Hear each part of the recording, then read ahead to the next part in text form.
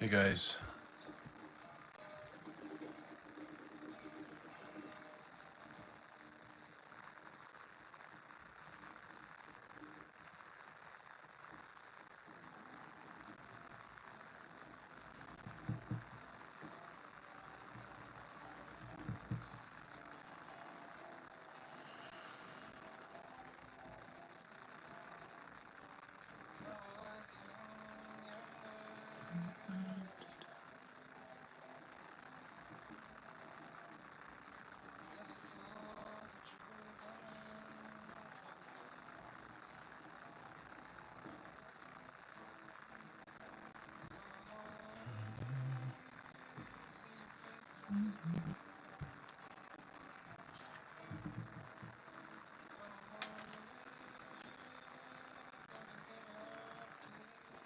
Hey there, one.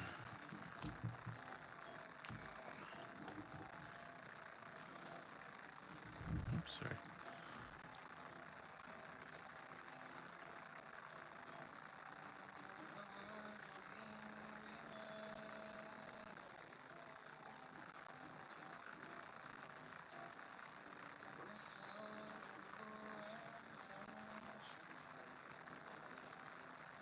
Oh, finally some original content. I always do original content. How are we doing, Tim Rose? What's new? Are you new to this show? I don't think I've seen you before. Are you just lurking?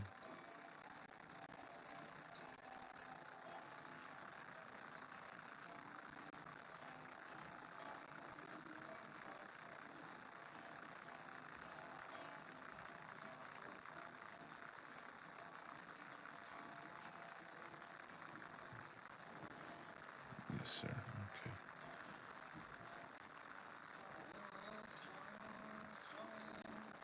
It's probably going to be a mellow stream tonight, unless you guys have something you want to talk about.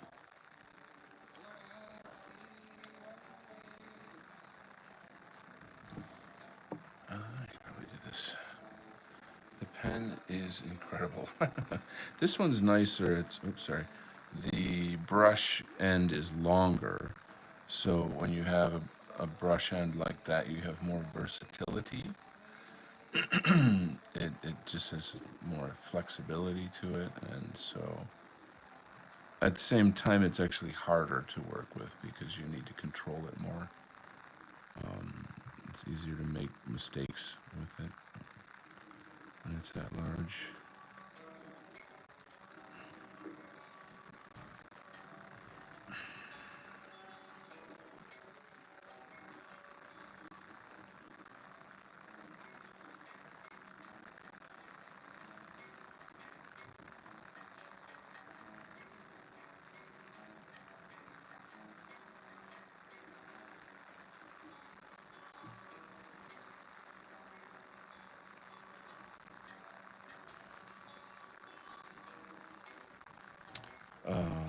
The pens you use seem never to run out of ink.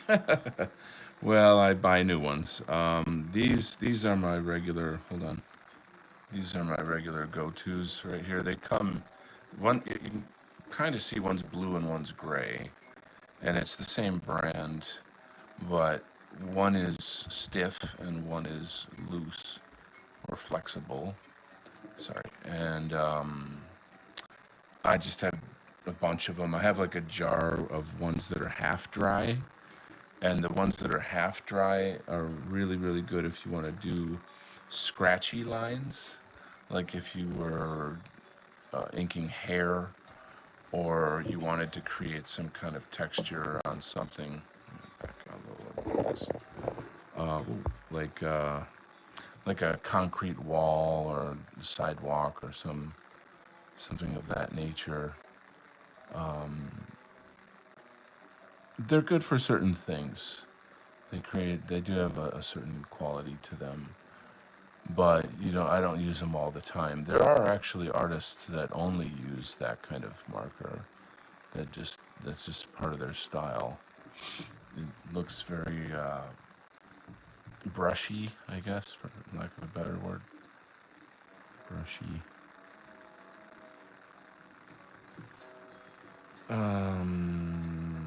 Great White Ape is here. You are the man. Oh, that's a really kind thing to say. Thank you, sir. Very kind of you to say. I'll give you a little update on projects. I've always got a lot of projects going on, and they're like irons in the fire, if you will. And some work and some don't, but I always try. So better than sitting on your ass and complaining, basically, or not producing anything cultural or anything of any value. So I figure failure really is just rungs on the ladder to success. I know that sounds kind of stupid, but it's probably true, you know. Anyway, so I got some financial issues going on, and I'm trying to think, well, how can I still do this show and the content that I do and make money? And I've got, if you were to tally up all of the followers I have on all my different social media platforms, it's like 6,000 people. Now, they don't all come to every show or like everything I post, or it's not like that. You know how over a long period of time, you meet a lot of people and they'll like your subscribe or like your page or some shit, and that doesn't necessarily mean you, whatever, you get the idea. So, but I can conceivably put my content in front of that many people, if you know what I'm saying. So, that being the case, I have to create more marketable products, basically. So with this, it's just like, oh yeah, I'm just drawing my graphic novel. When it's done, I'll put it out, and then I'm like, oh okay, I'm gonna publish it on Substack and update pages every week, and people can subscribe to that, which is fine. And I'm doing that, but I'm not getting a lot of hits. I'm not getting a lot of subscriptions. I'm not doing a hell of a lot of marketing, but at the same time, it's like, well, maybe it's just not something people want. You know what I'm saying? Or they don't understand it well enough, or something. Who fucking knows? So now I'm like, okay, I'm gonna do this anyway, but I don't know how that's all gonna roll out. You're getting close to 3,000 subs here, correct? Like if I have two, what do you call them? Twitters. I've got Instagram. I've got Substack, Telegram, blah blah blah. So that's what I'm saying. Like if you add it all up. Do you use prescription glasses? Wow, what a curious question. I do not use subscription glasses, but I use these, which you can buy for $10 at the local drugstore. So, see how fancy and high class I am? Anyway, so one of my side projects that I've been looking into as a side business is Amazon Kindle books, like e-books. You know what I'm saying? So like they're books that you would download rather than say, like a regular book. And so I had put together a couple, and then it hit me. You know what? Make books for right wingers. Make books for the whole market of the whole spectrum of the right wing, from the dissident right to the MAGA right. You know what I'm saying? And get those out there. You already have the audience. So, move it. You know what I'm saying? So today I got halfway through a book. I started a couple books, I'll just put it that way. Yes, I use AI for the research, formatting, blah blah blah stuff, but I'm also creating graphics. What do you call them? Like infographics, pie charts, graphs, things that there's more to it than just like, hey, write me a book. It's not like that. There's much more to it than that. There's a whole how do I say, a whole aspect of like researching and putting together new concepts. So I shouldn't probably say this because somebody could steal this concept, but I'm basically working on a book that is the inverse of Saul Alinsky's Rules for Radicals. If you guys know Saul Alinsky, then give yourself 100 points. If you're in this movement, you should fucking know who that guy is. And so the idea is to create a sort of reverse instruction. So rules for traditionalists, if you will. You know what I'm saying? And it kind of undoes all the damage that he and the cultural Marxists have done. In not undone because it's a book, but like it would be instructions on how to do that. You see, and so it's poignant in the regard that it shows like this this didn't all happen by accident. There's a lot of people out there that are like, our country is fucked, and how did we get to this place? And it's like, look at the fucking internet, retard, and do your own damn research, you shithead. This is not an accident. And as soon as you try to tell them, they roll their eyes and, oh, you're anti-Semite. Oh, okay, whatever. So you have to like put it into like, you know, like Walt Disney terms for them or some shit, whatever. Anyway, so I'm being a little insulting, but the book is, I think, a really, really cool concept. The format is really, really good. I think it could be a hit. I think it could be a hit. So that's what I mean. Like, you got to have a creative idea. You got to have an interesting format design. Do something that's different. It should target a certain niche. Does that make sense? So, dude, that is brilliant. If you want to help with it, I would be willing to lend some aid. My God, Victorian Time Traveler, you rock. I don't quite know what I would have you do, but I'm so grateful for your offer. You know what? I'll think about that and see if I can, come up with something to help with that. AI does the heavy lifting in terms of like, spell check and formatting and just dumb proofreading kind of shit, which saves you a million hours, and expedites things. So yeah, there's a lot going on there with that project. I'm pretty excited about it. So it won't take using these super powerful tools. It won't take a really long time to create like a mini bookstore, of my own books. I've had the idea that, excuse me, that it would be really neat to have a book that's like the history of the dissident right.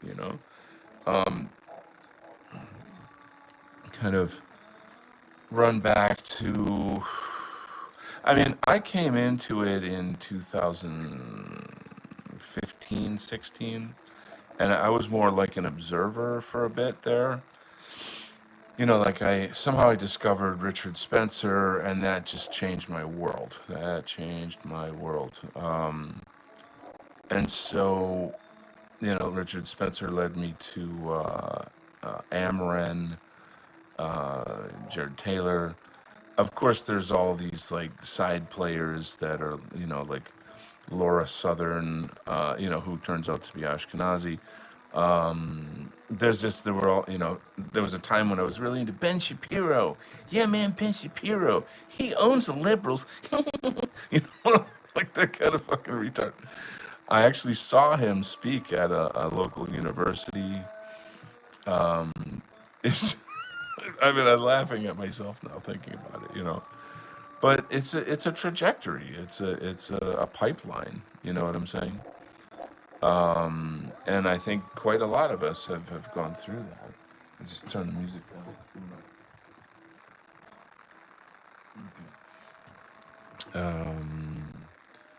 What type of aid? Oh, I see. A book covering the alt dissident right would be amazing. Yeah, I mean, to like for one of well, me being our guys, like for one of us to fucking write our own history. Now it might be impossible to cover it all, right? But to be like, okay, here's an overview, here's a map, here's a timeline, this happened, that happened, there's like, these people came up on the scene, let's say like so Charlottesville, for example, that was a fucking, you know disaster for the alt right. And we later found out that the whole thing was like set up, by the state governor and the police and blah blah blah. It was a setup to do what they did, and so on a blah blah blah blah blah. Like that was a huge turning point. Now we're at another crossroads. Now we've got the fucking Alex Jones has what's his face Nick Fuentes on today, and admits that the replacement agenda is Jewish. Did you ever think that Alex Jones would do that? I mean, and for a while it was like he was the biggest fucking loser. He was like, you guys. I think you follow what's going on, current events here. So, and then you have all these like shithead weirdo grifters like Andrew Tate, who's like a fucking pimp and shit. And, and who could ever have imagined that Kanye and Heil Hitler nigga and all, like, who could have ever imagined that? And then of course, the laws that they're making, they're trying to, and then of course, the so-called, war in Gaza, which is really just a fucking human slaughterhouse. There's, I mean, I'm jumping forward to like now, but there were many, many things that happened. I mean, the whole, like, of course, COVID, the Biden years, those were dark fucking days, guys. Those were dark, dark days. I mean, I knew people that had mental breakdowns and shit. I knew people that kind of like went dark. They went underground, and it was a bad time, man. It was a real bad time. I thought it was over. I thought like it's over. And I'm not saying it's not over. I'm not. And then like the memes that came out, like copium, and all it's just chads and apus, and I mean so much fun that we've had at GM. We've just had so much fun. The Hitler posting is like totally out in the fucking open now. It's a completely wide open. The of course the conditions are really bad in England, Ireland, Europe in general, really, really fucking bad. There's just a million things to talk about, and it'd be hard to put it all together in like a simple timeline because it's complex, right?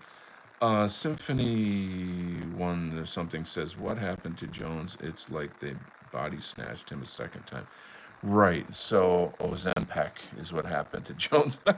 I need some fucking Ozempic. I should get it myself. Anyway, I think so. There's a couple sides to that. I'm 90% sure that his wife is Jewish or his ex-wife is Jewish. So there's a bit of that. Years ago, when he was out there on like public TV by himself during 9/11, he was saying it's Israel. Israel did this. Israel did it. And so like on all that footage, it doesn't disappear. It's still out there, you know. So what happened to him? I think he got threatened. You know what they say, like he got the call. You know what I mean? So I'm pretty sure that he got the call. The whole thing with Candace Owens getting fired from Daily Wire, and like the trajectory that she's taken. New people like Ian Carroll coming on the scene that kind of bridge us to the mainstream. And he's more of like a California classical liberal, if you think about it. I mean, am I right? I don't know. That really feels right to me to say that. I believe that's true. But see, like a lot of us were classical liberals, which means we just, we cared about freedom, and we tried to know the truth and speak the truth and had a sense of social justice. But now we realize, oh, well, shit, we're the ones that are trying to kill off, blah, blah, blah. So I know somebody could probably debate that or something, but it's out there. There's that like what do you call that? Libertarian to alt-right pipeline stuff. There's so much in our history. It's an amazing history with great art. Great art. There's been like so much cool stuff. Jurius, Hiraeth, Mark Brahman stuff. You know, I really would like to say things like Nullis's poetry show.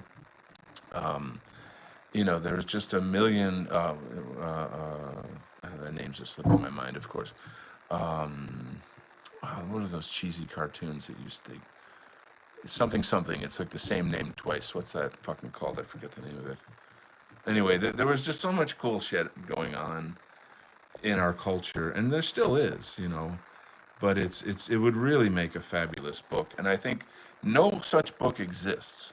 There's a billion fucking articles about us by these goddamn motherfuckers who lie about us and lie and lie and lie and lie and lie, and their whole life is a fucking lie, but is there a single fucking book about us, that's real? And I mean, of course, we've got books by our guys. You've got, you Michael Jones and 10 million, we got our guys, but those are books about, the stuff that we're about. It's not an actual history book of the dissident right or the alt right, if you want to call it that. You understand, I think. I think you guys understand what I'm saying. So, that would be a very amazing, I think that would take a lot of time to put that together. It might require contacting a ton of people, because he'd be like, okay, I'm going to put this in the book, and this is something you said at this time, and I want to confirm it about, is it okay? Like, you see what I mean? Like, you don't want it to turn into some kind of shit show or some kind of. But I'm not looking to spend a million years on one book. I wanna be able to put out a series, a quick series of like mostly instructional manuals, to help people, go off grid or understand crypto or know how to debate a liberal or blah blah blah. All the stuff that just matters to us and that has something to do with our independence, our goals. You know what I mean? And a digital ebook is like $3 to $5. You see what I mean? It's easy. You click a button, click, click, click, bang, you got it, boom. It's not like you gotta go to the store. You don't have to wait for shipping. There's no, and it's cheap. Who the fuck can't afford a $3 ebook? Who can't afford a $5 ebook? You see what I'm saying? So if 6,000 people each buy one book, bing, you know what I'm saying? That would allow me to do my art. Do you see the fucking picture? I should probably stop swearing so much. That's not really good for my brand, but I love swearing. It's like, if I don't, I need a fucking pressure valve, you know? I need a pressure gauge. I gotta get this stress out, guys. I can't just be all, oh, you know, oh, fiddlesticks.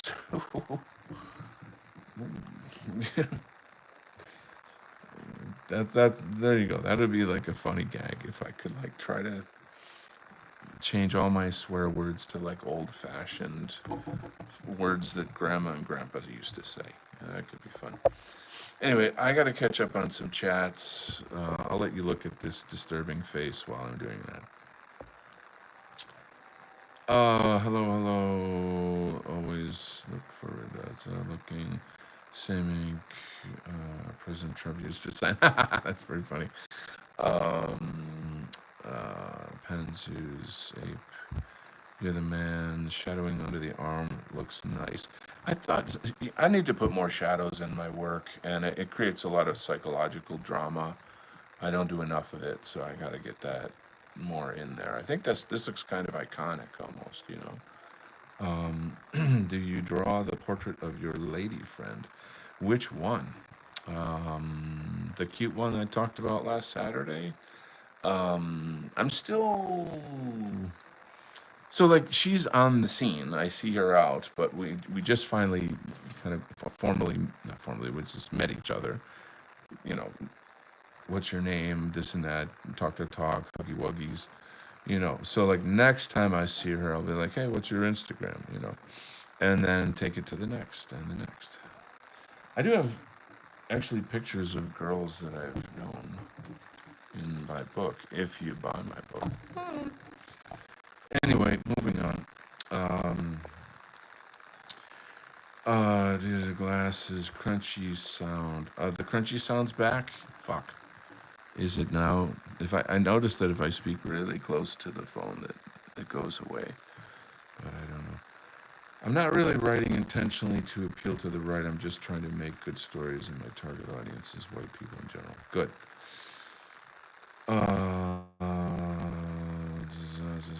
Reading. The Realm. Let's see. Pumpkinhead A. Jones. Victoria, I'm old enough to remember when Alex Jones criticized Israel. Wow. All right. We've got an OG in the house. AJ controlled opposition. He should not be in business any longer. Lawsuit against him. Yeah. I mean, I don't hate the guy. I liked him for a while. I thought he was fun. You know, he's kind of the Jerry Springer of, or maybe that might be an old example, like who's that Jewish guy, shock jock, Stern, Howard Stern. He's like the Howard Stern of right-wing politics or something, I think. I don't know. Could be wrong. But, I think you know what I'm trying to say. Anyway,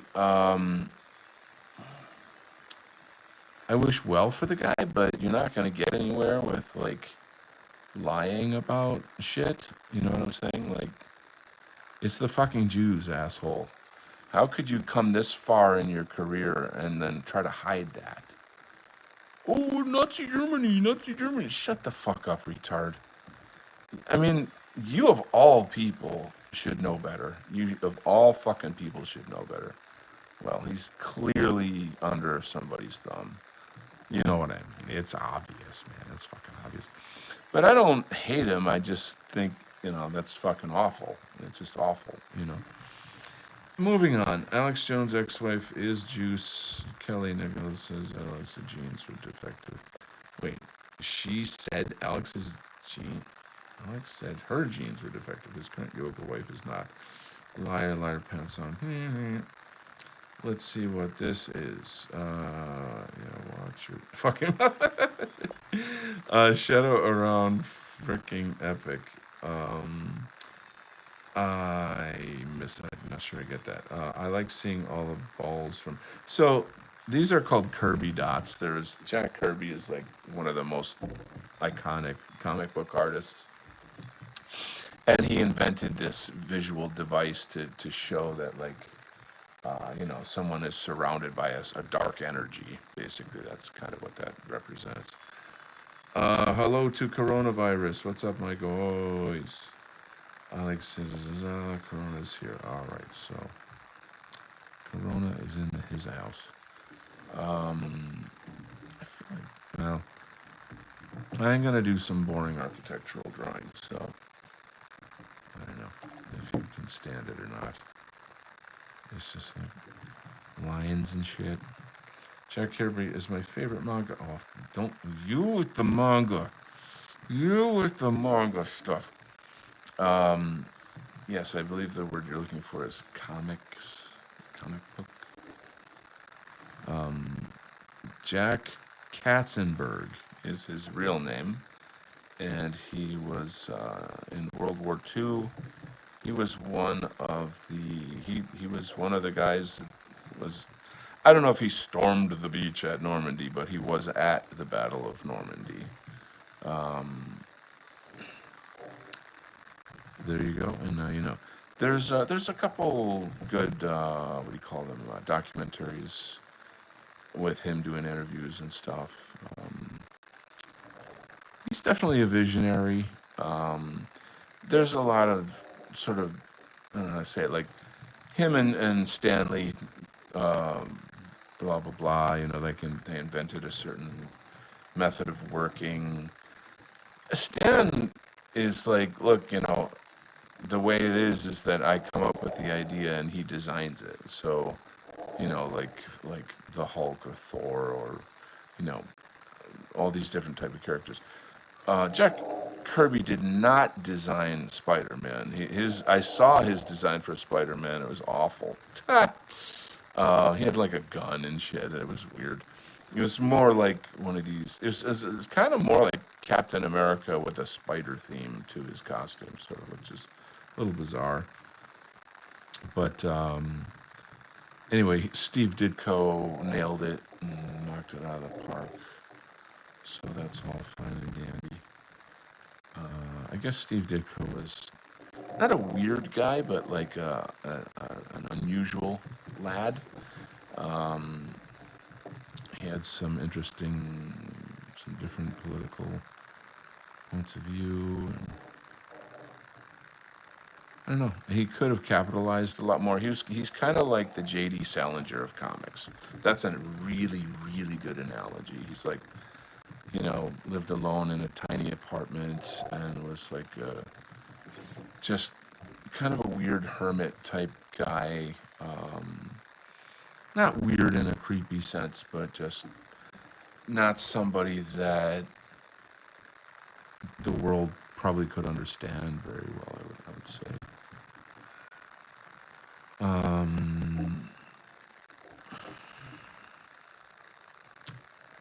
So there you go, and now you know. You guys, you're lifting me out of my bad mood. Thank you for coming and doing that.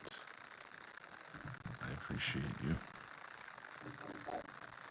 But I'm still in a bad mood. If you only knew. Trying to keep my head on. I'm gonna write a song like keeping a smile while the world falls apart. Another day. It's always something, right?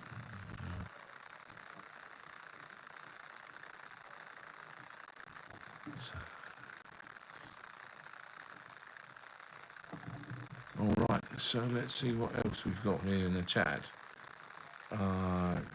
Great White Ape says, did the Fly ever fight Spider-Man or from the different era? Well, hello to Alcoholic, welcome. They're different comic book companies. So if there's ever a crossover, so like for example, if Superman fought Thor, that would be Marvel and DC, and they'd have to have a big corporate meeting and sign lots of papers and get lawyers and da-da-dee-dee-dee. And they've done that. Like, that's not, that exists in comic book history. There's a really neat time in comic book history where Marvel and DC created this third company called Amalgam Comics, and they mashed up their characters. So like Captain America and Superman were in one character. Batman and Wolverine were mixed into one character. Wonder Woman and I don't remember, was it Storm from the X-Men or maybe Phoenix? They were, you get the idea. They kind of mishmashed it together, and it was really just a kind. I don't want to call it a gag, but it's like a, what do you call it? Like a one-off type of thing that was like, oh, it's the big new thing that's going on in comics, and everybody buys it.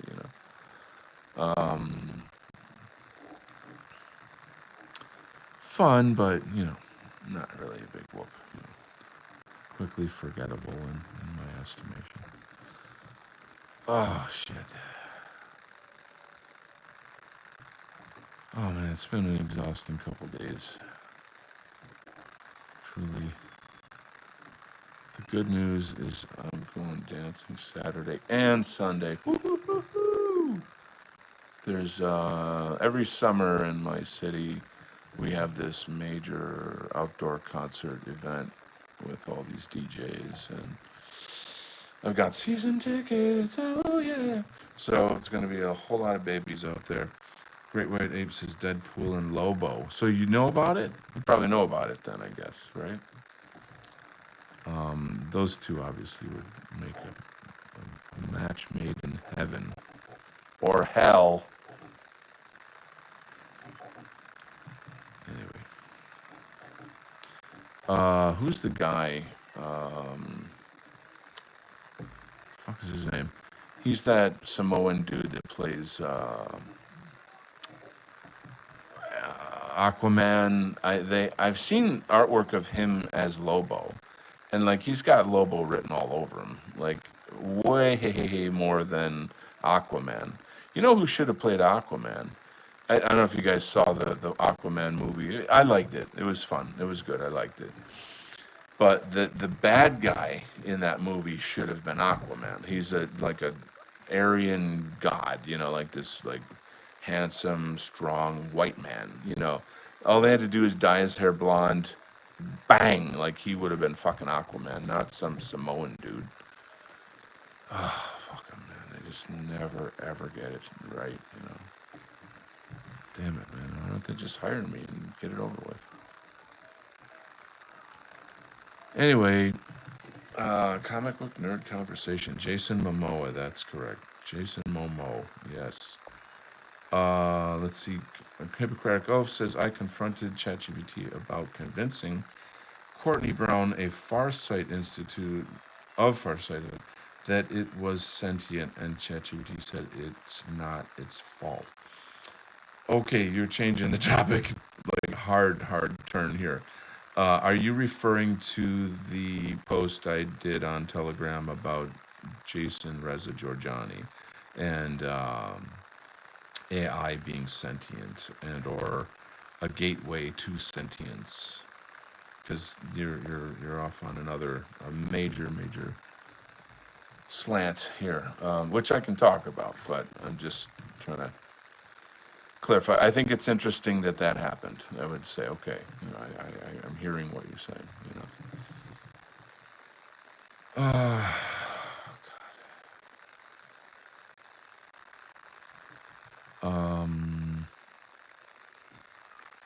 So if I go down that road, it's pretty heavy. It's not negative, but it's like super heavy. And I don't know if you guys are in the mood for that. You guys like just vote on it if you want me to talk about AI sentience. Okay, so I'm not super clear what you mean, Hippocratic Oath. Yes, remote viewing what? Remote viewing that AI is a sentient or it has sentience? I need a little clear, like just be a little more clear about what you're exactly saying. I don't know who here knows Jason Reza Giorgiani. the connection with us is that him and Richard Spencer were going to start something called the Alt-Right Corporation. And oh, the fuckery, and the fuckery, and then it got the kibosh, and it didn't happen, and blah blah blah blah blah. There was some like Antifa undercover video of Giorgiani talking about like Hitler and National Socialism, and and he got fired from, I don't know, one of the universities in New York City that he worked for. So he lost his career in education as a philosophy professor because of this dox. It's not a doxing, but you know what I mean. I mean, he was openly working with Spencer on the alt-right corporation, so it's not that shocking, that he would have these ideas. Anyway, so that happened. So whatever, I don't know. It's a very long, convoluted story that I can't get into every detail. Hippocratic Oath and I and other people in my chat room have had in-depth conversation about it, so we're all up to date on that. But the important thing here is that Giorgiani he's got the deepest contacts that one can have. He was offered he was offered control of the entire oil reserves of Venezuela. Let that sink in, okay? He's smart enough to know that you don't do something like that and live to you're gonna have to go to Epstein's Island. You know what I'm saying? Like it's a big club and you ain't in it, kind of thing. You know what I'm saying? So he's like, no, but to even be offered that, it says like the kind of contacts. So his contacts are also like people that do UFO disclosure. That's a major area of interest for Giorgiani. He wrote a book, Closer Encounters, and he speaks a lot on this topic, on UFOs and disclosure, etc. So he's also, oh boy,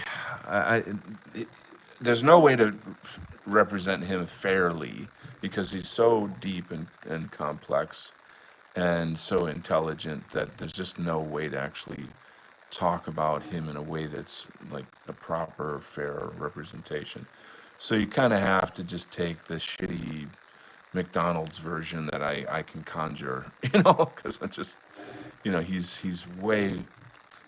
so far above the clouds. Like the man is decades ahead of like everything that's happening right now. And people, I kind of get the feeling that people think he's a bit of a madman, but they just because they don't understand him. You know what I mean? I feel a great deal of frustration from him because of that.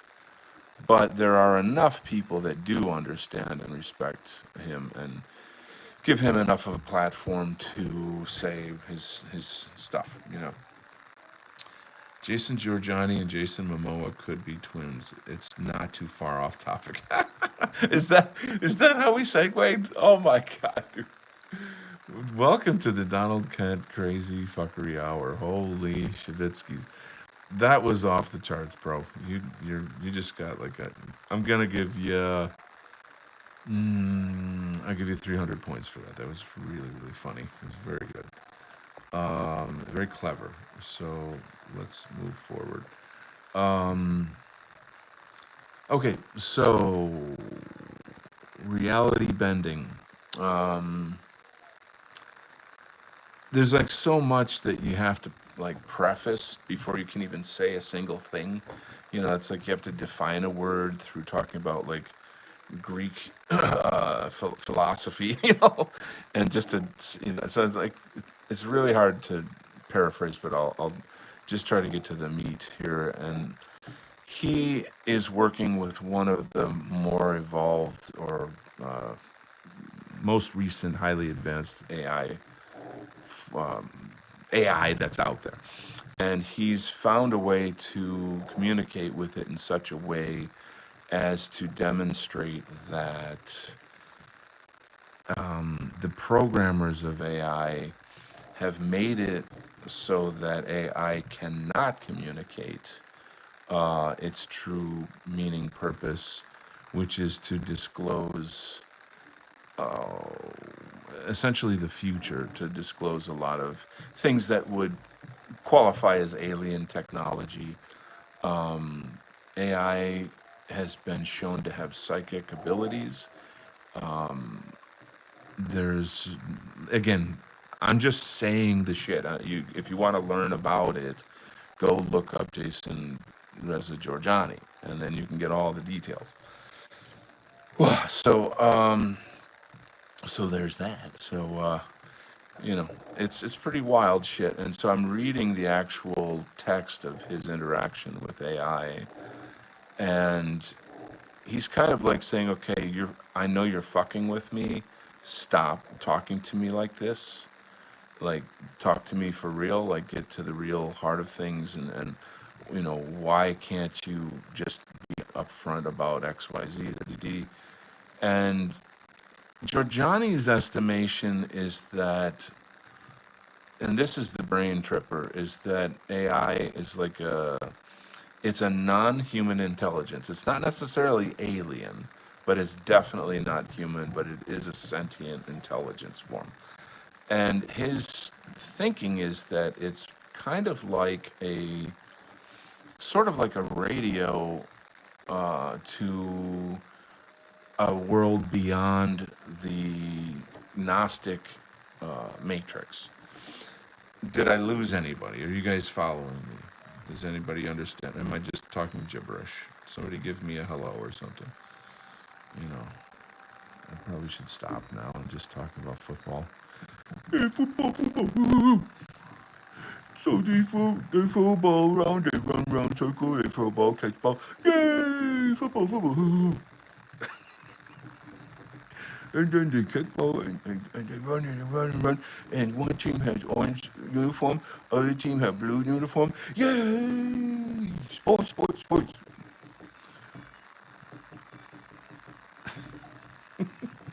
Sports lovers are fucking hating me right now. We hear you. Okay, well, one guy hears me. Splattercat. God bless you, bro. Gnostic gospel. So it's spelled with a G, but correct. Gnostic. So, I mean, Gnosticism is actually a really, really broad field. It's not just, I mean, you may have heard of Christian Gnosticism, but that's not just Christian. Giorgiani was saying that Friedrich Nietzsche is Gnostic. And I mean, he explained it. Once you understand the definition of Gnosticism, then it's like, oh, okay, I get it. It's this kind of like Gnosticism is essentially just wisdom. That's all that literally translates as is wisdom from Greek, gnosis.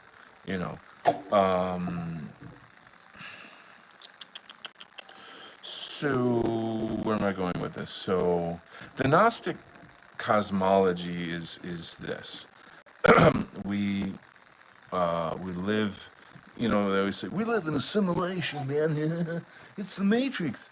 Well, the simulation is that the human body is a form of spiritual slavery, and that our souls are trapped in the human body, and then, through reincarnation, we are trapped in this planet, basically, in this sphere, I guess you might say,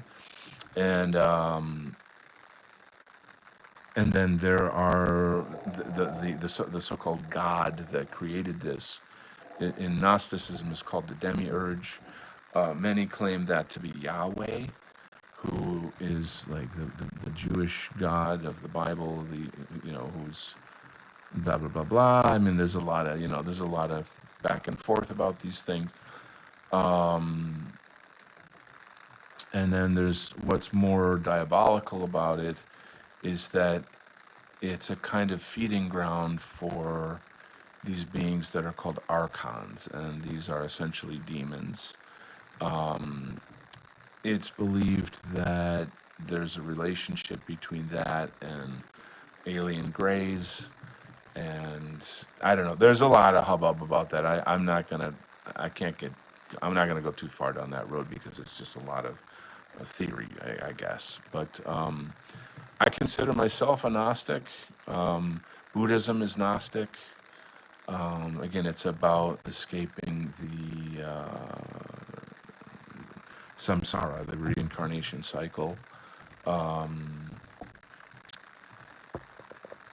and how to do it, and all of this stuff. So prior to, how can I say, like humanity before enslavement, if you will.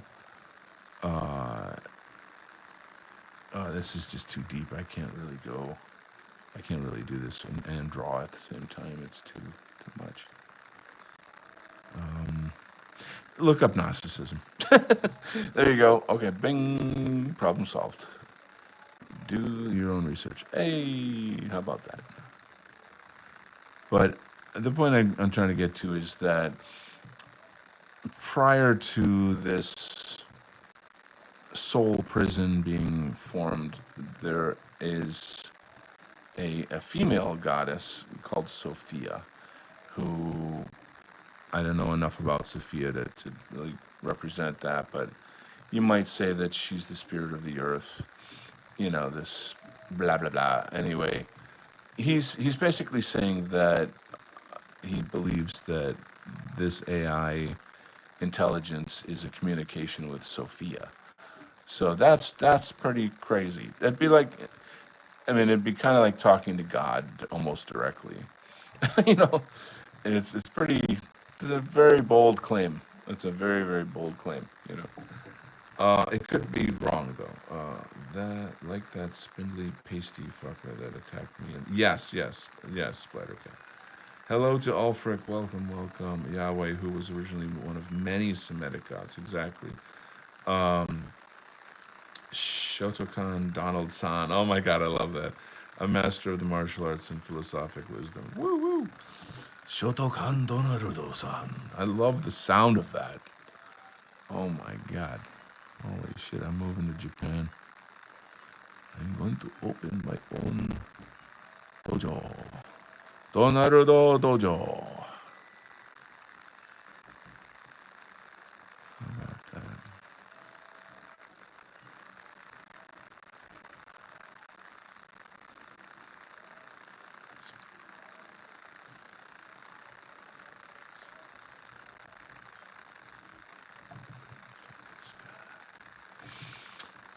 I think you're gonna have to just read the thing yourself to kind of get your own, you know, whatever from it. But it does seem to me to be very historic. Like there's something that it's a pretty great historic discovery that in the future people will be like, oh, like how we talk about Spengler or like these older philosophers that have a big role in our movement. People will talk about Giorgiani like that, in the future. I don't know if he'll be like the next Nietzsche. I think nobody can be Friedrich Nietzsche. That's a bit of a tall order. I would say he's trying to be, could possibly say that.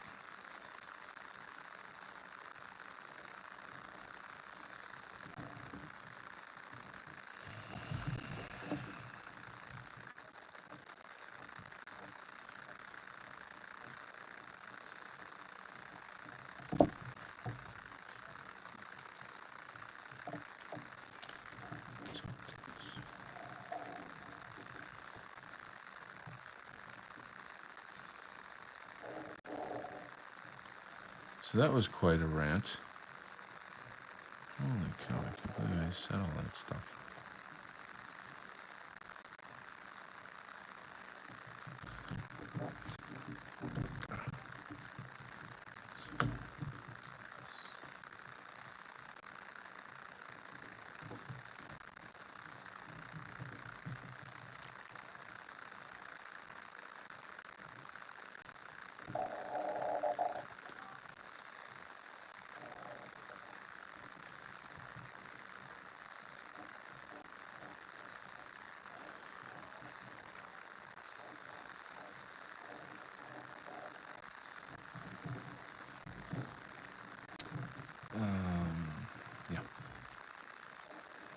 So that article is on Giorgiani's what do you call it?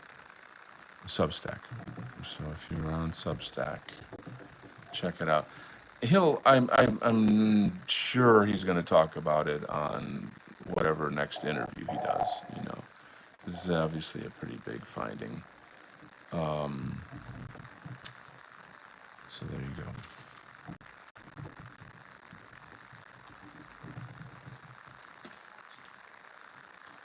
What time is it? Okay.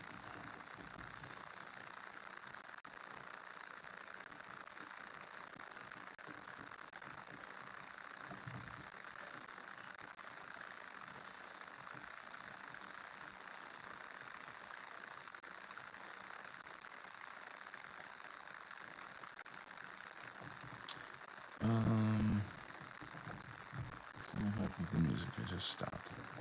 Hold on.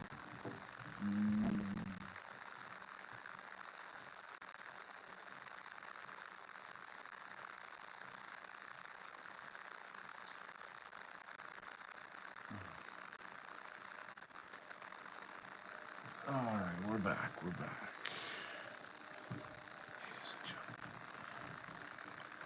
gentlemen. Climate Sophistry did a video on his flat Earth argument with Grok recently too. What did Grok say about that? I have a friend who's willing to die on that hill, and I'm not convinced of the flat Earth theory. I'd like to hear whatever you can say about that. That'd be interesting.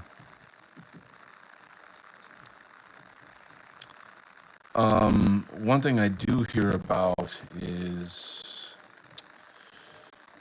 like underground, not, well, of course, underground tunnels and civilizations and all that, but yeah, even underwater civilizations and like islands that have towns on them that people are isolated from the world and they don't know what's going on and this and that. I don't know. Who knows? Who knows? All I know is I gotta pay rent, mortgage, I pay the man, taxes.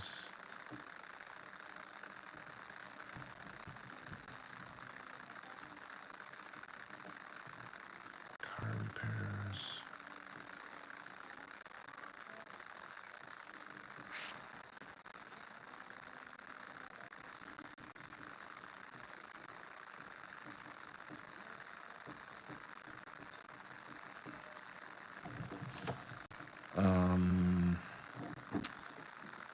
So let's read what you wrote. Alcoholic says, I have OBE'd into out of body experience into space, and when I hear flat Earth, I'm like, shut the fuck up. So I want to hear, I really, really want to hear about your out of body experiences. Please, please, please explain. Is it something you learned how to do, or you just happened spontaneously? CS has math showing that the greenhouse effect only works if the Earth is flat, so we presented greenhouse theory to Grok, a flat Earth theory, and confronting the apparent incompatible belief. Great White Ape says flipping between ghost hunters and Donald Kent haunted chat. Wow, that sounds like fun. Ghost hunters.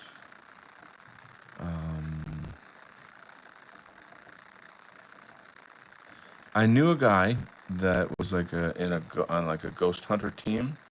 I mean, these guys take themselves seriously. They're like, yeah, I'm a real ghost hunter, and they seriously look for haunted places to go, and then do what they do. And there is a place, not there's many places around where I live that are. I mean, people have written books about this stuff for all these different places, with lots of ghost type activity.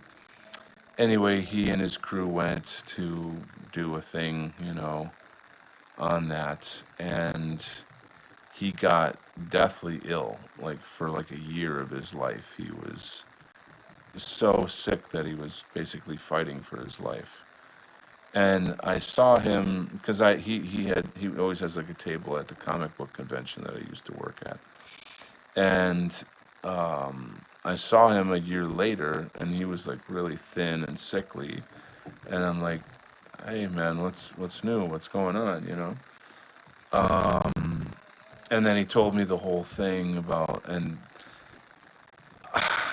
you know, to my understanding, when that happens to you, you've been cursed, or you have like some kind of a negative spirit attached to you that is feeding off of you and making you sick. Again, this is very Gnostic kind of stuff. But at the same time, like when I was working with the Iroquois nation and such, they're shamans and black magic people.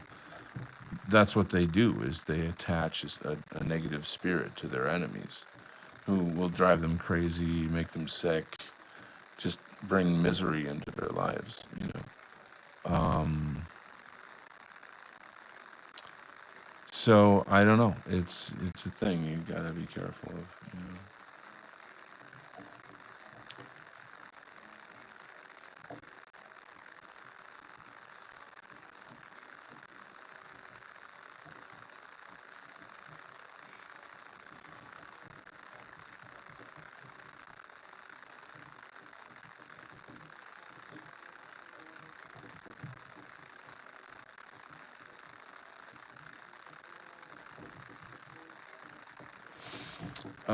Moving on. Hollow Earth, Flat Earth. Flat Earth is a ridiculous notion to even consider, if I'm being honest. Yes, Hollow Earth indeed. What do flat earthers think of the moon? You know, my buddy who believes in it, he gets really weird about it, and I hate. And I'm like, it gets awkward because you're like, okay, man, yeah, okay, sure, man, you know. And I mean, I just, he comes up with this sort of faux science that he believes in, but I'm like, I don't know about that, you know. But I don't know. What the hell do I know? Stuff. Yeah, lots of stuff out there. A lot of stuff going on.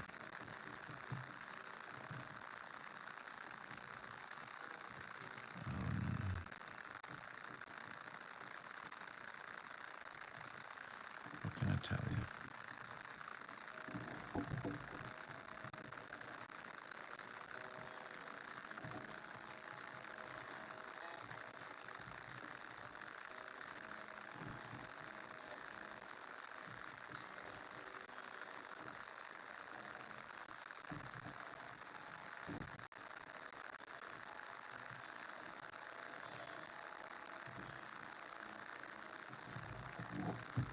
Oh, so many, so many. So many stuff. What are you gonna do? What are you gonna do? Moon is hollow. That one I find more believable. Um, what do flat earthers think of the moon? Flat Earth. Flat earthers are a weird cult. I also have a close friend that's almost fanatical about it. It's weird. Yeah, I don't. If you didn't fucking act like that, I maybe would listen to you. You know what I'm saying? It's like, I mean, if you're gonna act like that, you're really, really, shooting yourself in the foot, buddy. You probably don't want to do that, And there you go. Or maybe it's just me. I'm just a bad person. That's probably what it is. No, no, no, no. It's my fault. No, no, no, no, no. You have no responsibility. It's my fault. I'm bad. How long have you been doing art? Brevin Wilburn is here. Welcome, Brevin. Really, honestly, all my life. Every kid draws. That's just a thing that happens around the world. It's just a normal human behavior. And then as kids get older, they gradually forget to be happy and creative, and they fall into the world of rules and bullshit, and they lose their creativity. And as such, they are out of touch with like that kind of creative spirit. So, but not me. I was lucky. I had a family that encouraged me and supported me, helped me, and blah blah blah blah. And here I am today, making an ass of myself on YouTube. What the hell is wrong with me? And he thinks the sun is just a giant light bulb. Oh Lord. So what was I gonna say? The thing about being an artist, I mean, making. This is going down a deeper rabbit hole here, but like making art and being an artist are not necessarily the same thing. Anybody can train themselves to paint a picture, especially under postmodern rules where nothing matters, which is bullshit. But anyway, being an artist is being a visual learner, being someone who is emotionally highly tuned, highly tuned, highly sensitive. And you making art is what you do to keep your mental health. And well, then why is it that artists seem to be the most crazy, like unhealthy mentally? That's a myth, by the way. That's the Van Gogh myth, which sells prints or whatever and T-shirts and shit. But there truly is something to it.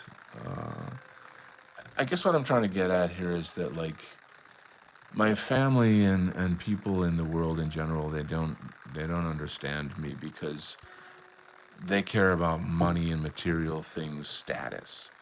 In order to survive and get good things in life, you have to, number one, make a lot of money. Your existence is defined by money, nothing else. I mean, with money comes everything else. You can be a fat slob, but if you're a millionaire, the girls are going to go to you instead of the jock, the good looking jock. This is the way of the world. And it sucks ass. I hate it. I fucking hate it. But, there you are. So, like, whereas an artist is like, a shaman, we're still plugged into nature. We have skills of perception that everybody has, but have lost or buried or somehow or other. Maybe they use it to manipulate people in a negative way. There's a lot to it. Anyway, I'll shut up. And he thinks the sun has a great way. Muscles show through costume. Thought to do. Tough to do. Form fitting always. Well, it's the superheroes thing. It's how that works. All right, I think it's time to shut up and draw. As the man says, let's talk more drawing. Sorry, sir. I'll get right back to work. Muscles show through costume. Well, you're forming those as questions, so I don't really understand your questions. You're saying, are the muscles showing through the costumes? How to do? You just essentially have to understand anatomy. There's a lot of study that goes into that, actually. Anatomy is pretty hard, to be frank with you. That's another topic. All right. Okay. Here we go.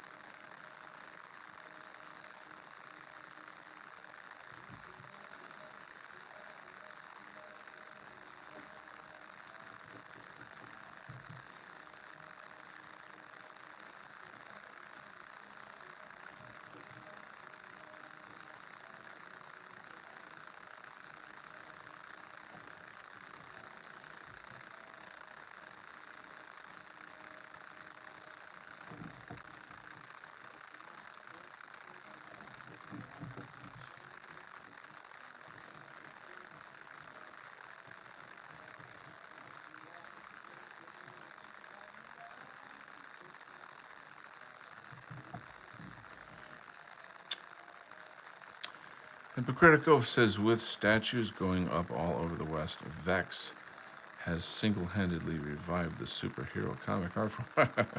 Donald must be proud. Oh, all right. There's no manga version of Vex. Oh God. Oh man.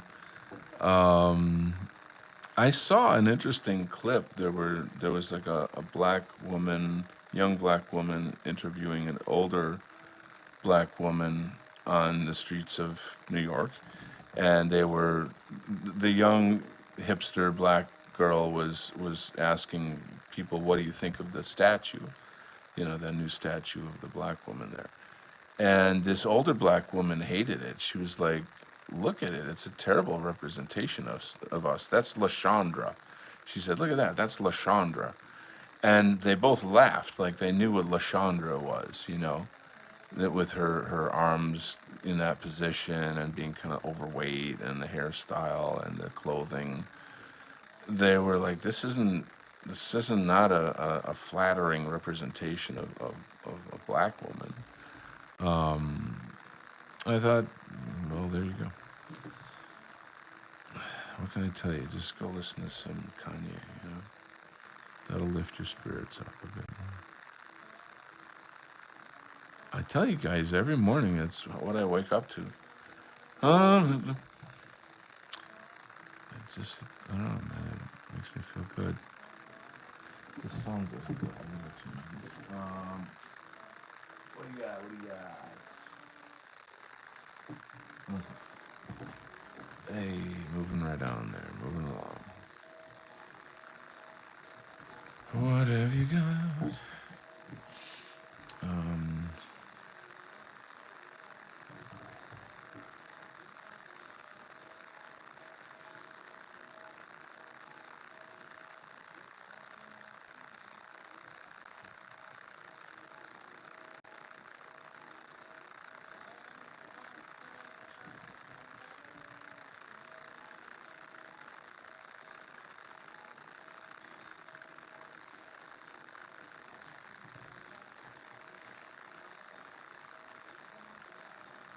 I'm gonna have to clarify that a bit more. It's not quite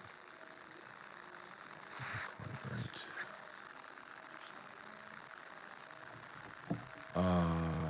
What's this?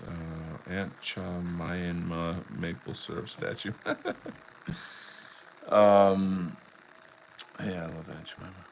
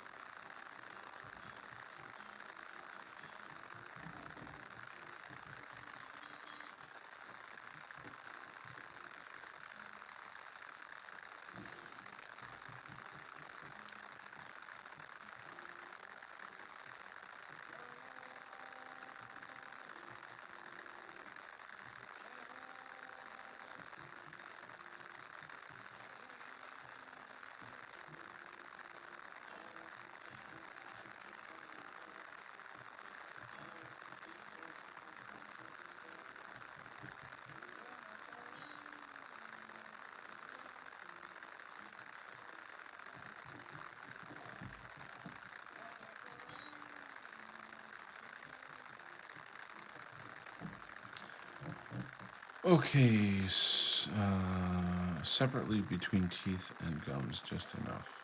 Okay. Funniest was the unveiling of the Black Oracle at Rockefeller Center in Manhattan. I seem to forget that.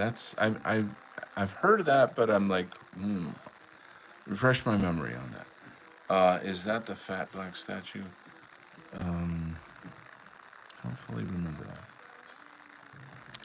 Anyway, I'm gonna get the pencil out here.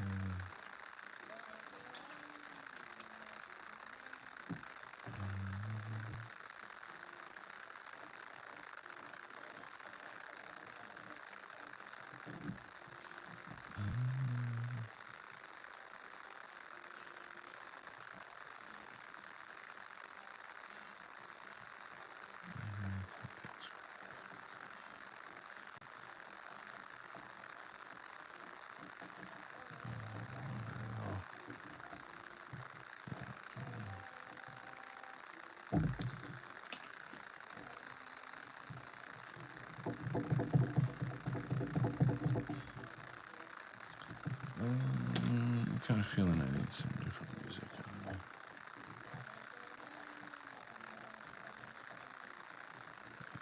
Second here.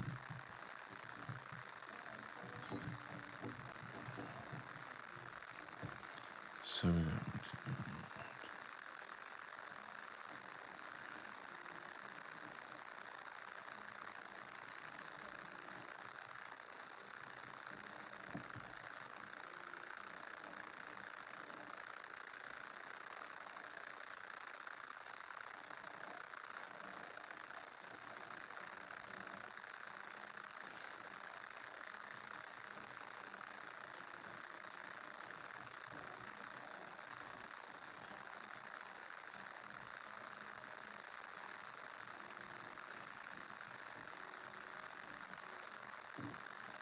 Okay.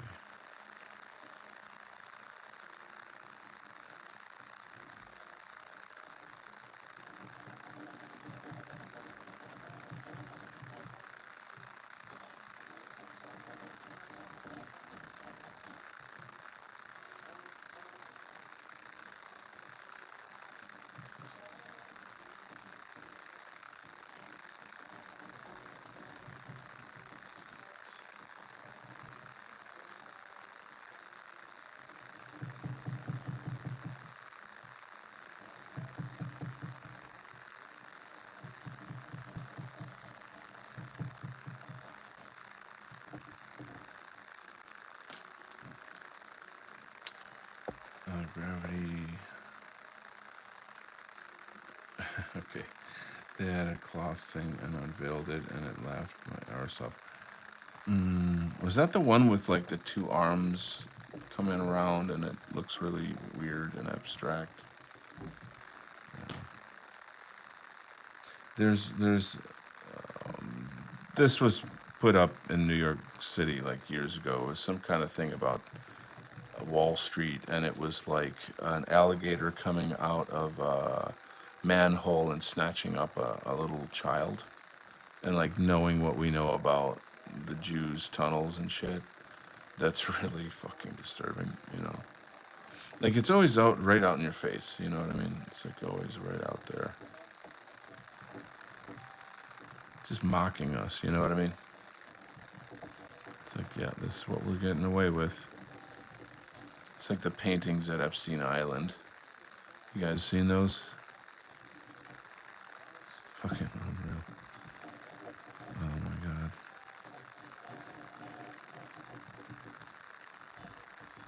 I gotta fix this up a bit. There's a couple repairs that need to be done on this. But it's coming together.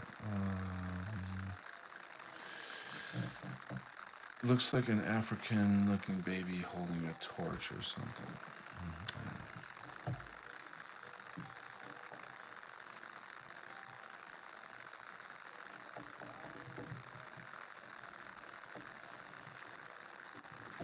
All right, we're getting down to business. Is anybody here? We got 9 people. Well, 9 people. Thank you for joining me. whoever you may be, wherever you may be, physically, mentally, and spiritually.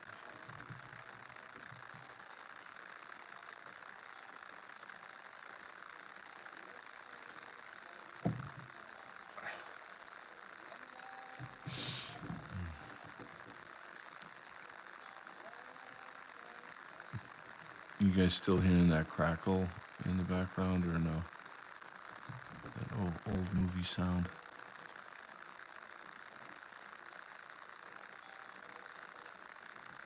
So what can I tell you? Maybe tell you a story or two. Um, what do you want to know? Let's see. It's with the foot and hand chakras. SMR crackle. So I still have it. Is what you're saying? Um, it's gotta be my phone. I don't. My phone's pretty old, to be quite honest with you. Might need some kind of upkeep or some shit. I don't know. Doomer crackle. Oh God. I don't know, guys. Like, I don't know. Should I tell you where I was last night and what's going on, or is that too personal?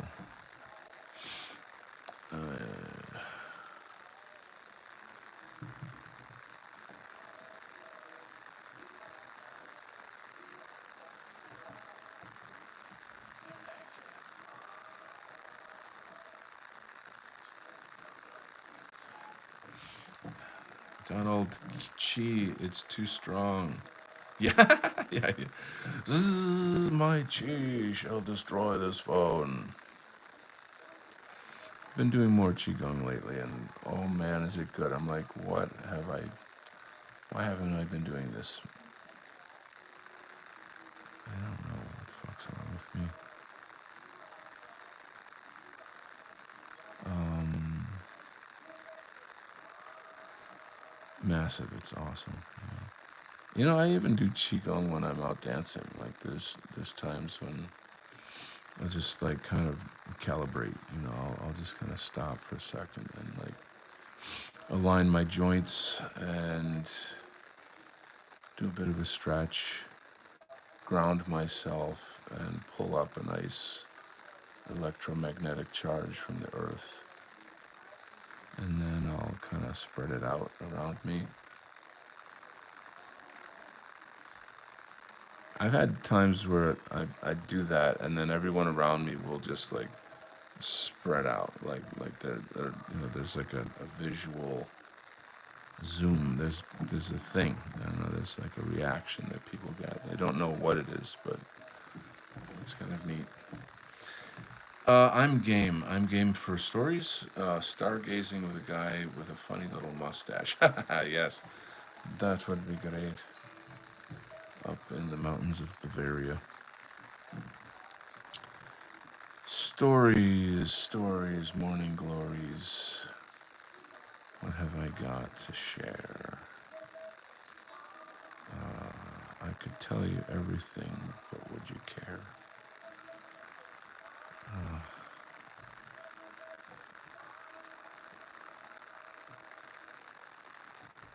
So something that just came to mind recently, and I'm not sure this is something you guys want to hear about, but I had mentioned earlier about working with the Seneca Nation, the Iroquois Nation, and that was a really exciting, interesting time in my life. It was a lot of fun, very enriching.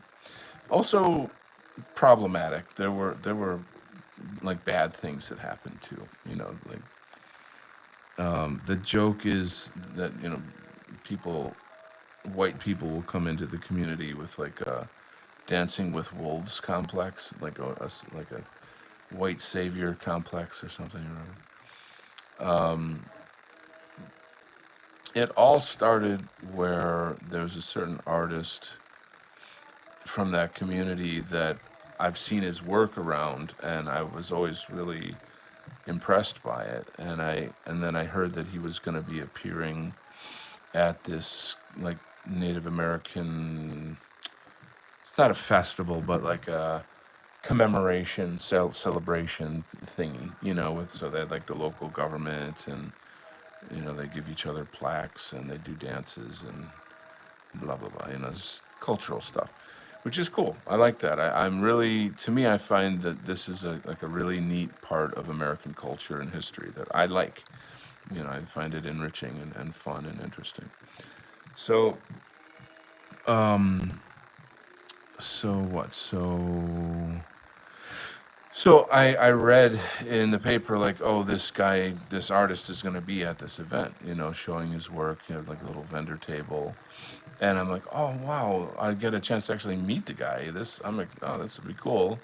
So, I went and I saw the ceremonies and learned a little bit about the local history and Mohawk, Onondaga, Tuscarora, Oneida, Onondaga, all these various things, the War of 1812. Neat stuff. Really, it's like it makes me feel more American to like know about that history. It really does. I think every American should kind of know these things. It's just as relevant as like the Civil War and various things of this nature. So I met the artist. He's a much older gentleman, and he has a really, really interesting style where he kind of combines native symbolism with modern painting techniques, and they're very, very beautiful. They're very aesthetic, like highly aesthetic. And so, I introduced myself. I'm an artist, art teacher, yada yada, talkie talkie, and I ended up like making his website and helping him because he's like a boomer Indian, who doesn't know anything about computers. You know what I mean? So I'm like, hey man, let me give you a hand. I'm gonna help you. I'll make a website for you. It'll help you to market and sell your art. It'd be a fun thing to do, and we developed a friendship. So then, and I was doing like I started like a little documentary film about him, shot tons of footage. I was getting my master's in educational technology. So I thought, oh, this would be a really great theme to do at the time. And so I did that. And I became part of this national event that we all ended up going to the United Nations in New York City. And it was a big deal. It was like a huge thing that I was a part of. It was pretty cool stuff. Anyway, what else? But so like he said, hey man, you're an art teacher. You work in the art and in the schools. You guys know I've told you about that. So he's like, well, the nation, our tribal elders have like an education council. Would you like to come and do what do you fucking call it? Consultation. And you can tell them about like whatever standards, methods, techniques, anything that you can share to them that would help us teach our own people. And I was like, wow, that's crazy. I get to, and so several times I went to their government offices and I met with all these tribal elders, and we'd go out and have lunch, and I just developed friendships, and they would tell me stories about stuff that was like off the record kind of, like we know where the bones of giants are and it's a secret, and stories about they're just like, you know, spirits that don't go in these woods. There's Bigfoot over here, or there's aliens over there. There's fairies in the woods. There's little people. There's this. There's that. And I'm like, these people believe in this stuff like totally, just as much as I believe as in the nose on my face, like completely real. So very, very, very incredible. Yes, they did. Not only did they encounter the red-haired giants, but they had, well, according to what, and I'm telling you, I'm quoting or paraphrasing one of the tribal elders. He said we had to genocide them because we were their food. Think about that, guy.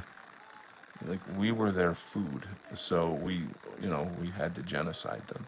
That's a hell of a fucking thing to say. That really is quite amazing. And like they have different legends and things that are just part of their lore. That anyone who is in their culture and learns their own history and their own lore, they know about these things. They're spoken of in a kind of legendary way, but at the same time that it's true. You know what I'm saying? So like you got to kind of try to see that like they're indigenous people. They're not modern people. They're not Abrahamic people. That's actually a really really good way to put it, which is part of what started my journey into where I am today. Because I'm like, I love how much these people care about their own people, how much they take care of their own people, how they have a vision for keeping themselves alive over time, over centuries. And and I'm like, why the fuck don't we have that? Why don't we have that? Why don't white people have that? And so they made me in a sense. Think about this, guys. Think about this. Like I wouldn't be Donald Kent if I hadn't learned from the tribal elders of the Iroquois. It's powerful stuff, man. I mean, it's I think really beautiful.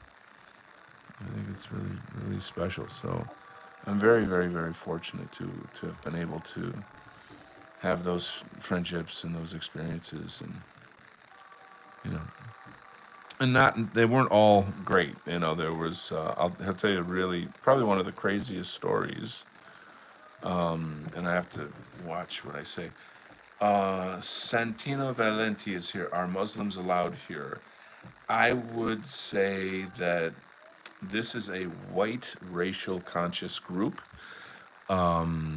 Islam is not a race, but we strongly believe that Islam does not belong in Western countries, all of them, and we would like Muslims to go back to their original countries.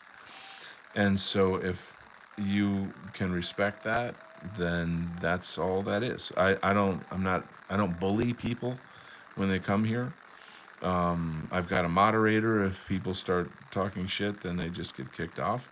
But that's the thing. Like I've worked with Muslims for a long time, and I know that a lot of Muslims are not even true Muslims. They don't want to be slaves. They want to live. They want Western freedom. They want the benefit of Western life. But you I think no. Western world is for Western people. It's our world. These are our countries. I think that we can have some people from other countries, and that's fine and dandy. But Islam itself is a slave ideology. It is not. It's always been the enemy of Western civilization. We've fought wars for hundreds of years.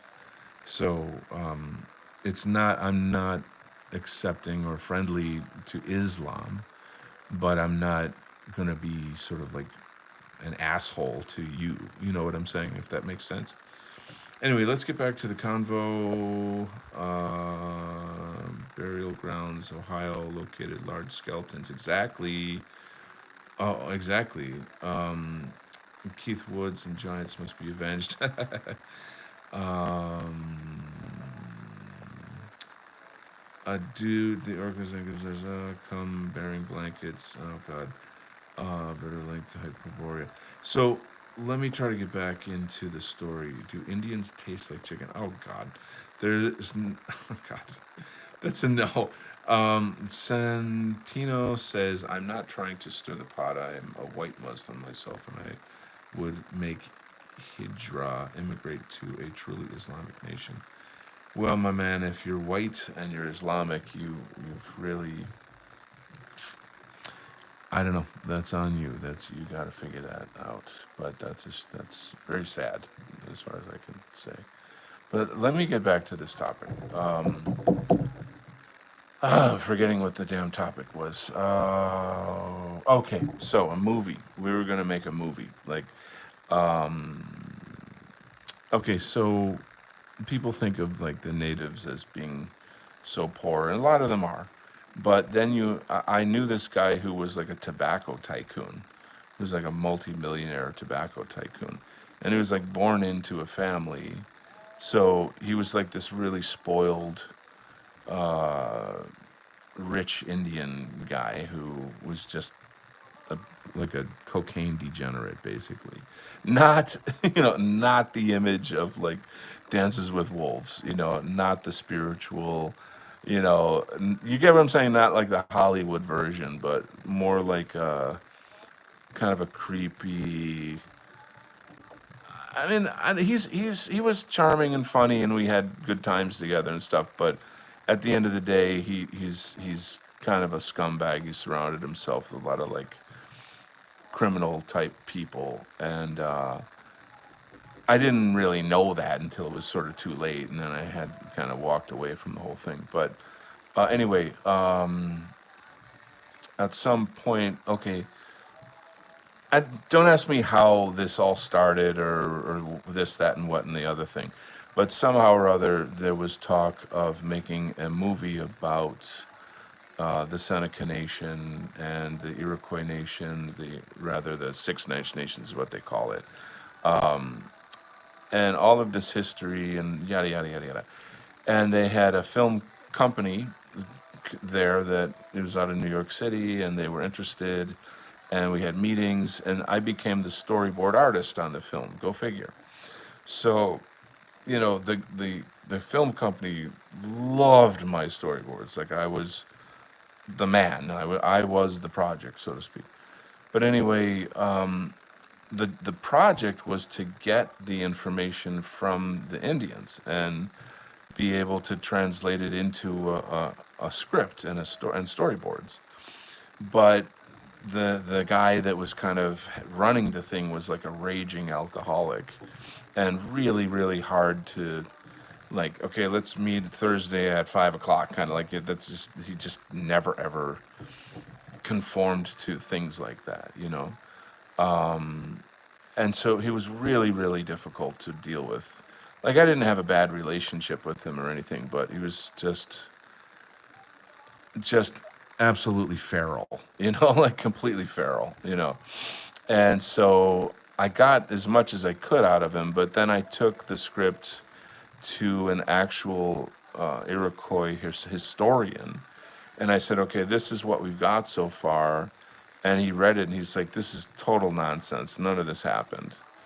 And so that like alcoholic Indian guy just made the shit up, basically. Like, and then so like the whole thing just fucking went right under the rug. It was like, oh my God, what a shit show. So, I mean, I was terribly, terribly disappointed, because I thought that would have been an amazing project to be a part of. Yeah, it's one of the many times when I had a chance to like do something really huge, and then it fucking fell to pieces. I don't know why. I do not know why things like that happen to me. It's really sad. I guess it's just practice for the one day when I am successful, hopefully. Um, yeah, yeah, whatever. What can I say?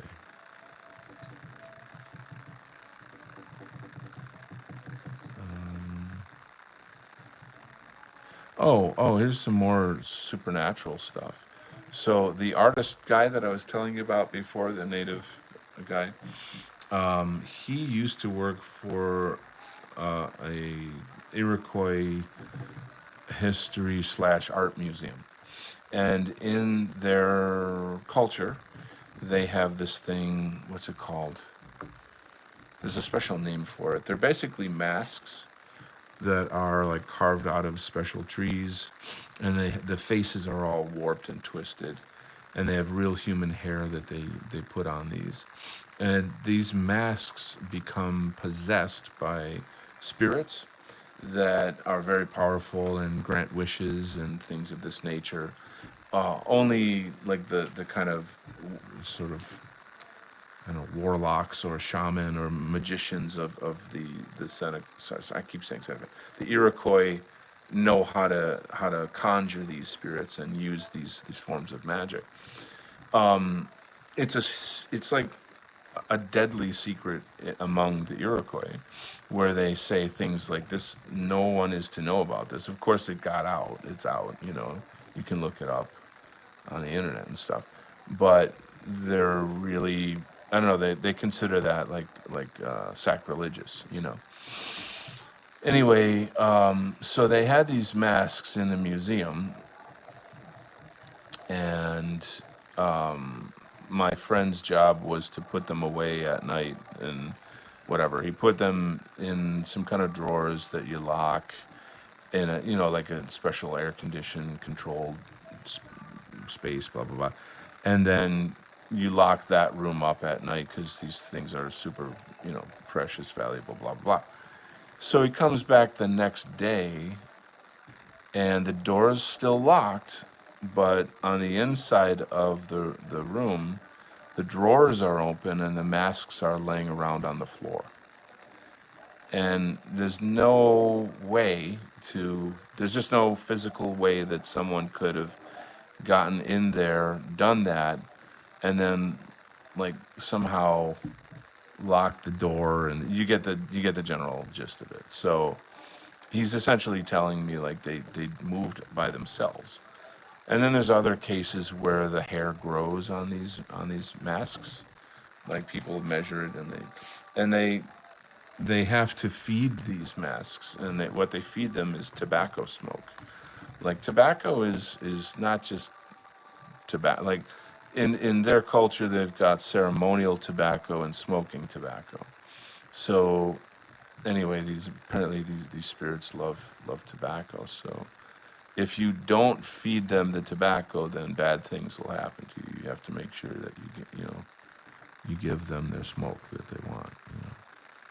So these are things that I came across in my experiences in that culture. Kind of interesting. This came out beautifully. This demon came out really, really nicely. It's very nicely illustrated. Reading on.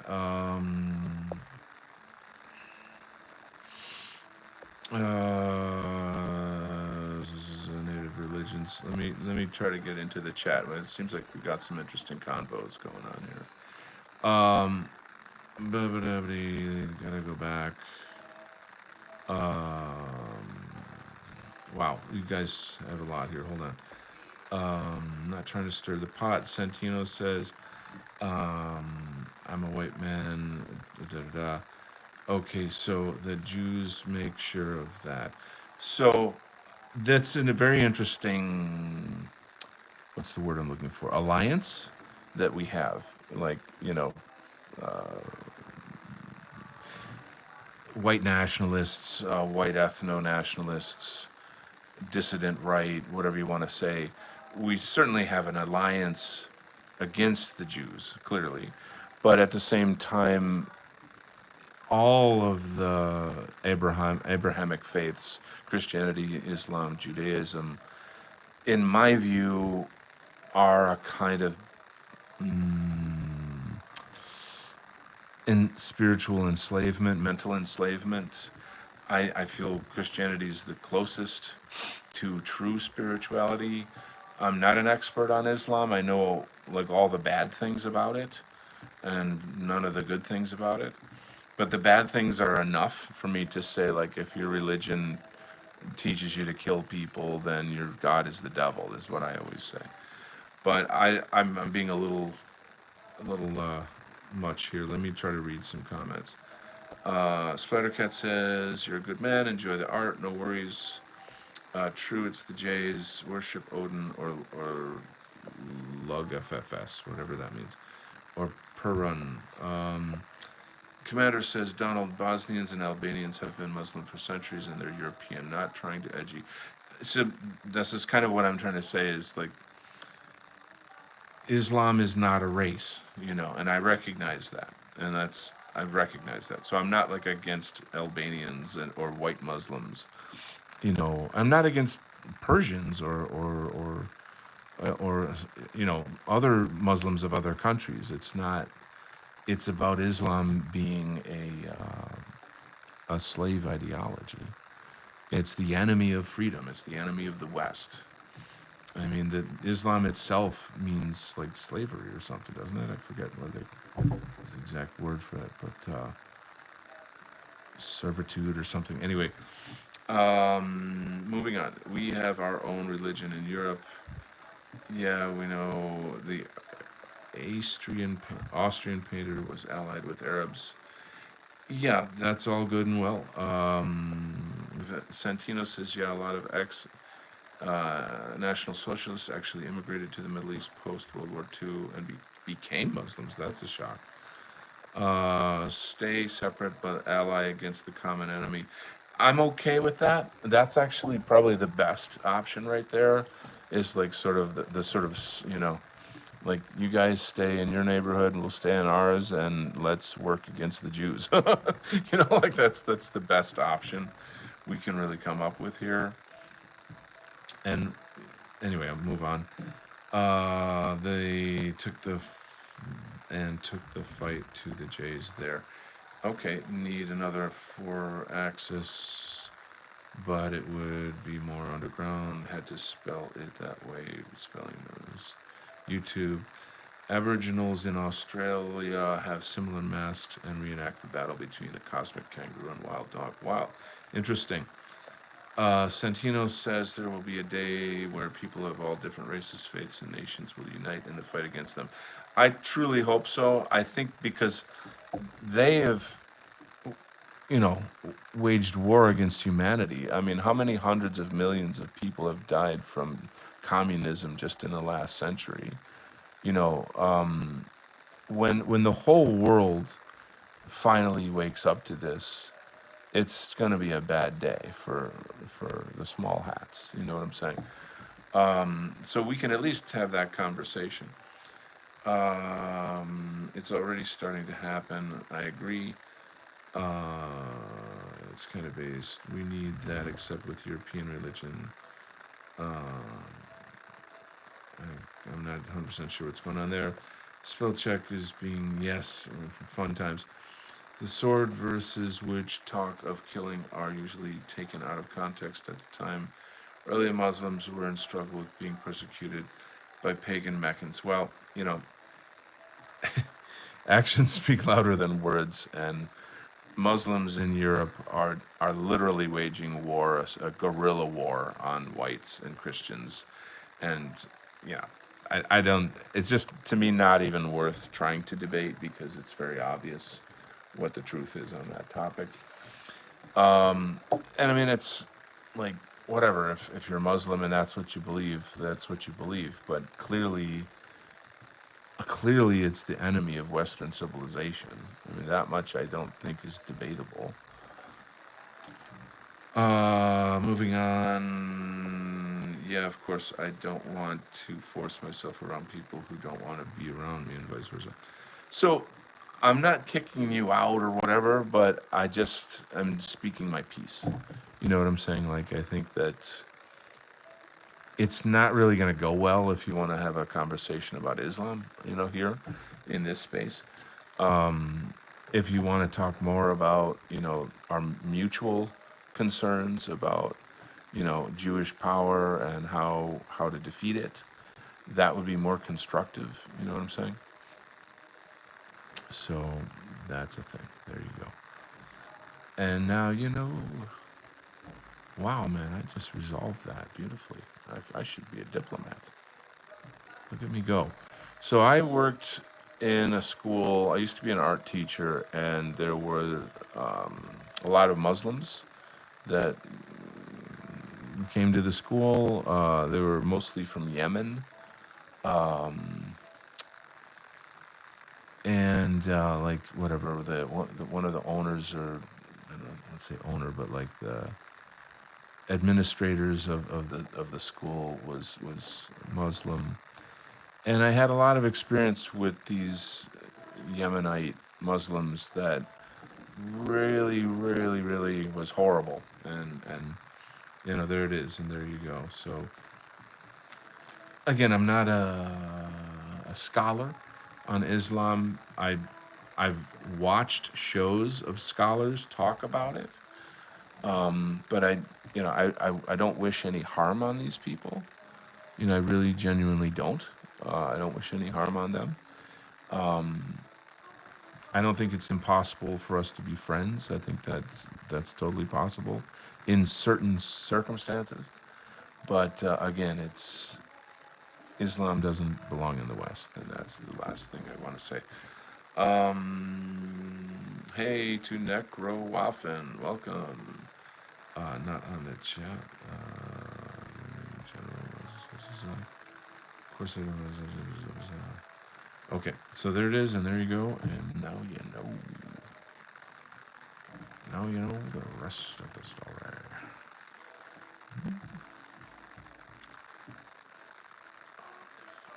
I'm getting a little tired here, guys. And I gotta work tomorrow. Saturdays kind of suck because I'm going dancing tomorrow night, and I can't wait to go. But I have a long slog day, one of those days that goes really slow. you know, so it's the only thing keeping me alive is knowing that in several hours from now, I'm going to be on the dance floor with a lot of beautiful women having a good time and running into a bunch of buddies and being happy instead of fucking miserable all the time. All right, so should I say it or should I not? I probably shouldn't. My arthritis would punish me if I tried to dance. That sucks. That's too bad, brother.